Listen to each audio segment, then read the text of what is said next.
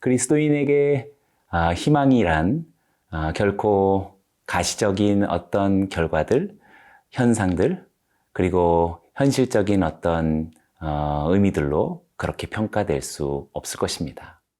그리스도인들이 생각하는 우리들의 삶의 목적과 방향이 결코 세상의 방식과 다르기 때문입니다. 그래서 우리는 가시적으로 나타난 결과에 의해서 일희일비하지 않는 것이지요. 하나님의 말씀이 가져다주는, 하나님의 나라가 보여주는 전망을 향해 우리는 묵묵히 달려갈 뿐입니다. 오늘도 하나님의 말씀을 듣고 경청하면서 우리들의 삶 속에 펼쳐주시는 진정한 희망이 무엇인지 우리 모두가 발견하기를 원합니다. 그래서 성도님들의 삶 속에 오늘 놀라운 그런 위로와 또 평안이 또 승리가 있기를 축원합니다.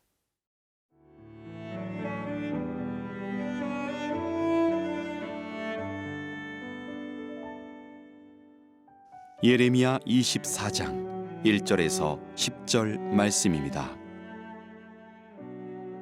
바벨론의 느부갓네살 왕이 유다 왕 여호야김의 아들 여고냐와 유다 고관들과 목공들과 철공들을 예루살렘에서 바벨론으로 옮긴 후에 여호와께서 여호와의 성전 앞에 놓인 무화과 두 광주리를 내게 보이셨는데, 한 광주리에는 처음 익은 듯한 극히 좋은 무화과가 있고, 한 광주리에는 나빠서 먹을 수 없는 극히 나쁜 무화과가 있더라.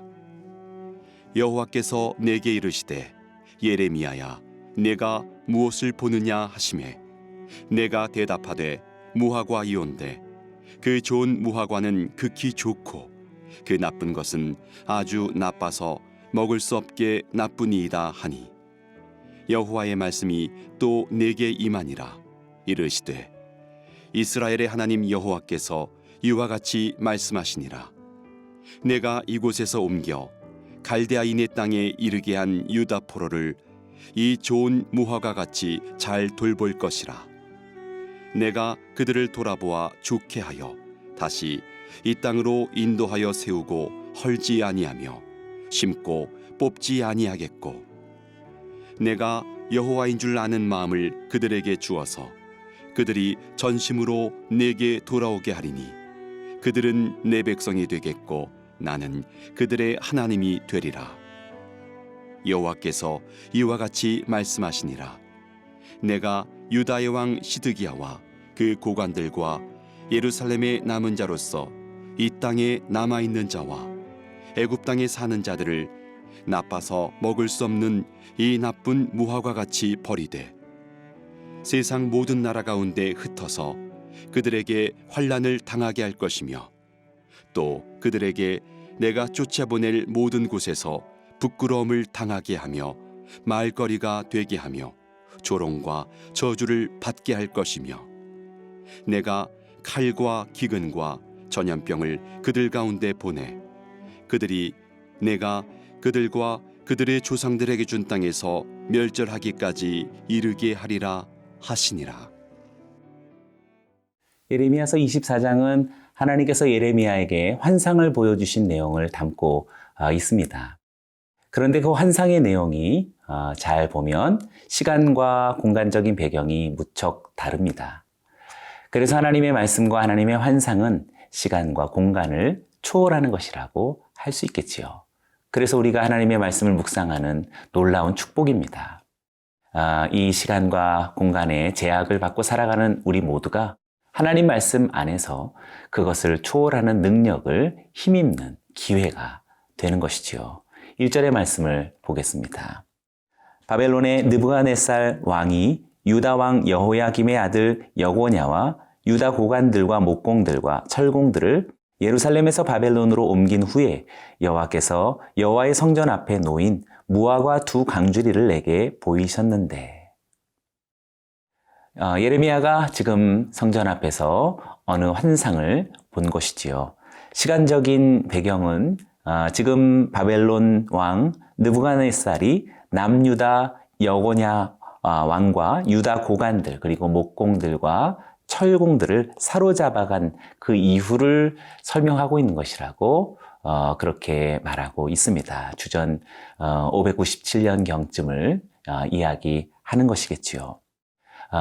이렇게 시간을 초월한 그런 시대적 배경을 두고 환상이 다가옵니다. 또한 이 환상의 공간은 여호와의 성전 앞이다라고 말합니다. 성전 앞에 놓인 무화과 두 광주리를 지금 예레미야가 보게 된 것입니다.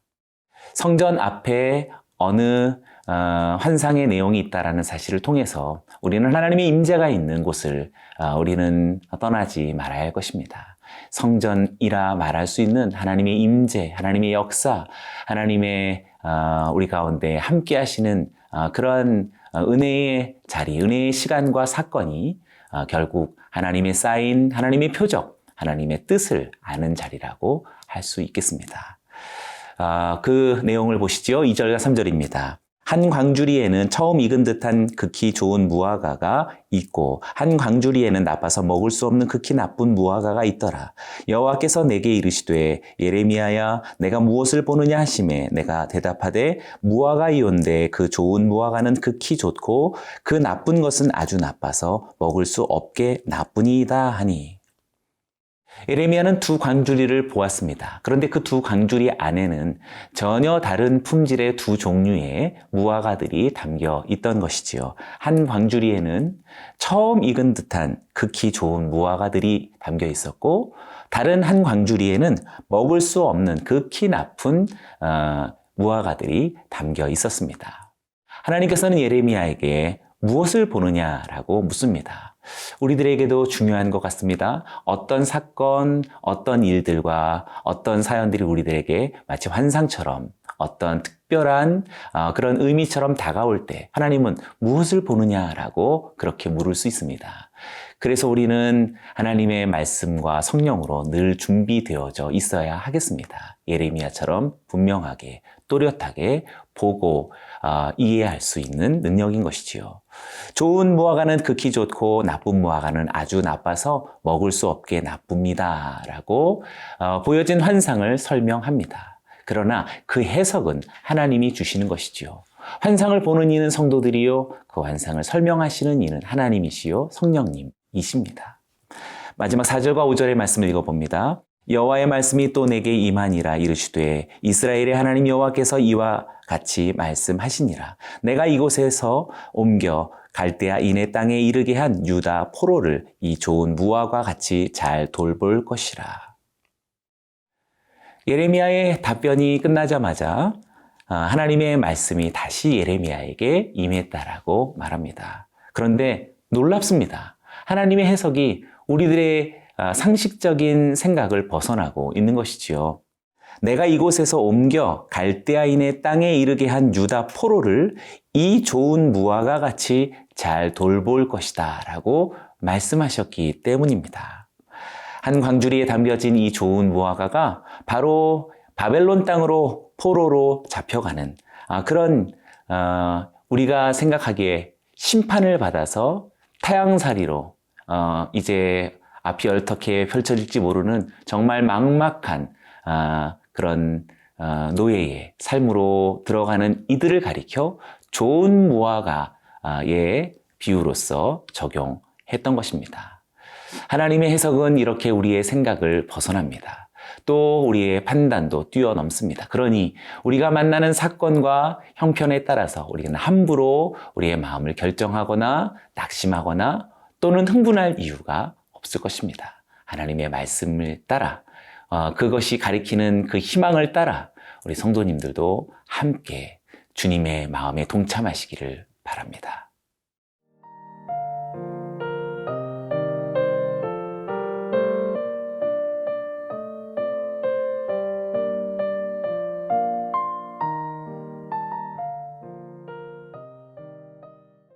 하나님은 바벨론으로 포로되어 끌려간 유다인들을 좋은 무화과에 그렇게 비유하셨습니다. 그래서 내가 그들을 잘 돌볼 것이다 라고 너무나도 놀라운 뜻밖의 하나님의 마음을 발견합니다. 그러나 하나님은 저들을 잘 돌볼 것이다 라고 하는 그런 표현에만 그치지 않고 6절과 7절 말씀에 더욱더 감격스럽고 정말 놀라지 않을 수 없는 하나님의 계획, 이 희망의 계획을 발견하게 됩니다. 6절과 7절을 읽어봅니다. 내가 그들을 돌아보아 좋게 하여 다시 이 땅으로 인도하여 세우고 헐지 아니하며 심고 뽑지 아니하겠고 내가 여호와인 줄 아는 마음을 그들에게 주어서 그들이 전심으로 내게 돌아오게 하리니 그들은 내 백성이 되겠고 나는 그들의 하나님이 되리라.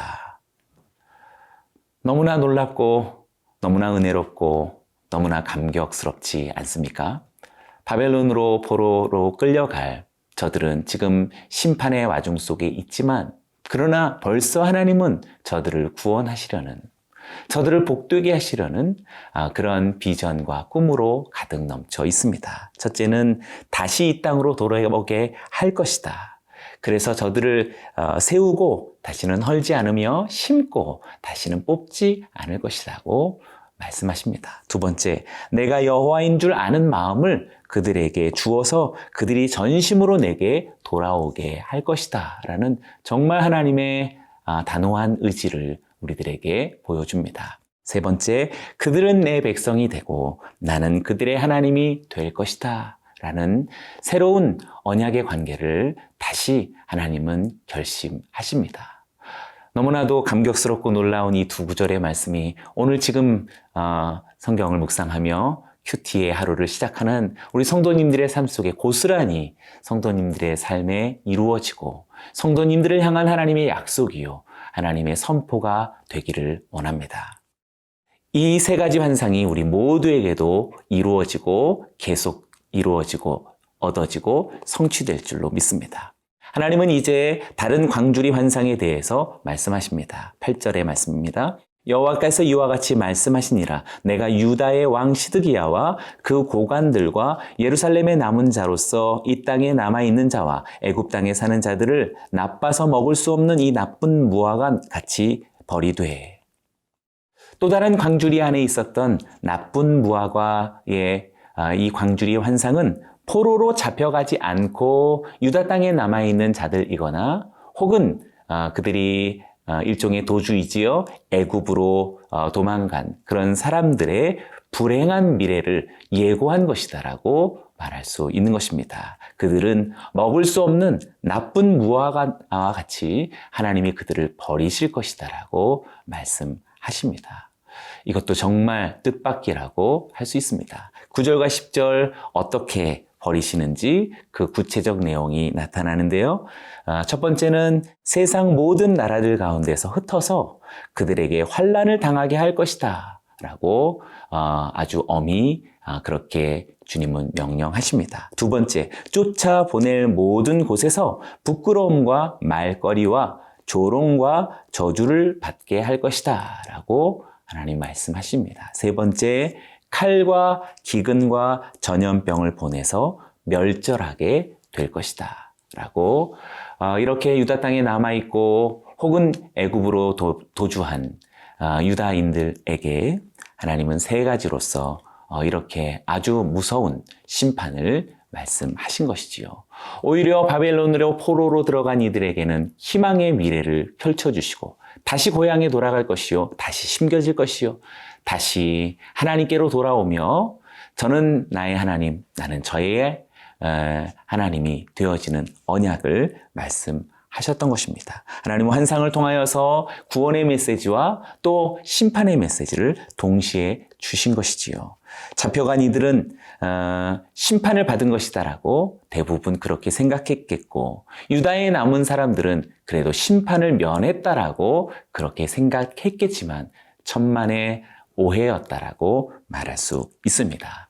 포로로 잡혀간 이들에게 희망적 미래가 있고 그리고 남은 자들에게 엄중한 심판이 예고되고 있습니다. 그러니 여러분, 예레미야를 통하여서 하나님이 주신 예언의 말씀은 이제 바벨론으로 가라라는 그런 명령이었지요. 우리가 하나님의 말씀을 따르고 순종하다 보면 현실로 나타나는 부정적인 측면이 언제나 부정적인 결과라고 말할 수는 없을 것입니다.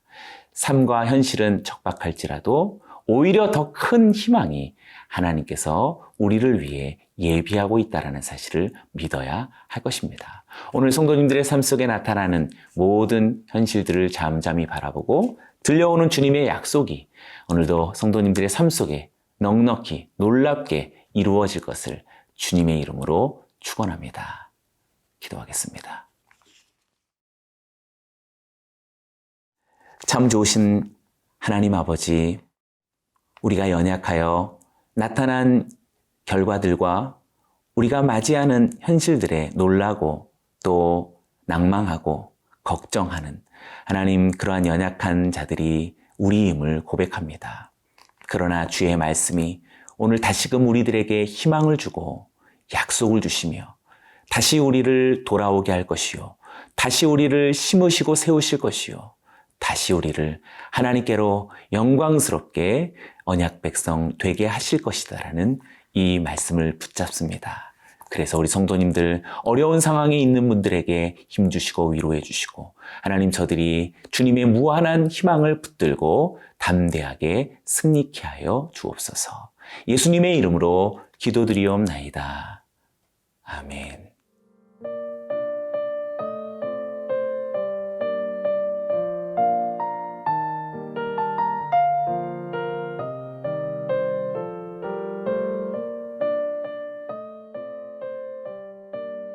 이 프로그램은 시청자 여러분의 소중한 후원으로 제작됩니다.